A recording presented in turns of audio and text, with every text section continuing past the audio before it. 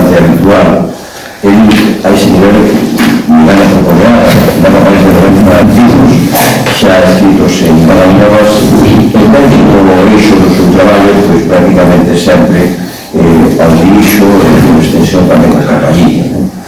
O libro é un libro deses que paga a pena ter e ler, sin buscar un titular para a prensa, a nivel de como calificar este libro, diría que é o mellor libro escrito sobre o lixo nestes últimos 25 anos.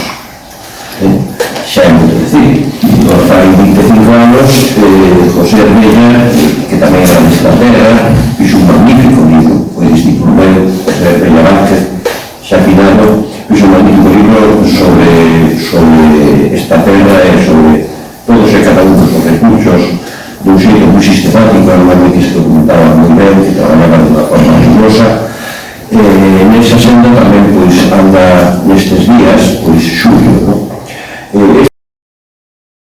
que el traballou dun xeito tan amoroso, tan cariñoso, e que ten hoxe en día, digamos que este libro como testemunha de que son 4 anos de traballo.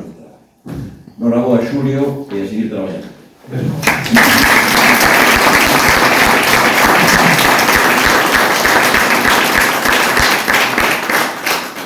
Eu, despois deste elogio que me acaba de facer a alcaldesa e José Manuel, pois a verdade é que me vexo un pouco desbordado pola situación ante a vosa presenza e a miña dimensión tan minúscula que ocupo no universo.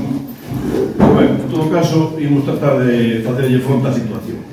Como, en primeiro lugar, agradecerlle á alcaldesa e aos membros da corporación que facilitaron esta tarefa e a Badañovas en particular, porque a orixe desto, como ben acaba de decir José Manuel, pois ten que ver coa existencia deste xornal digital do grupo Ceriber do Carballiño, que prácticamente coincidimos no tempo entre que empezou a funcionar este xornal digital e as primeiras publicacións que eu fixen no fin do ano 2020.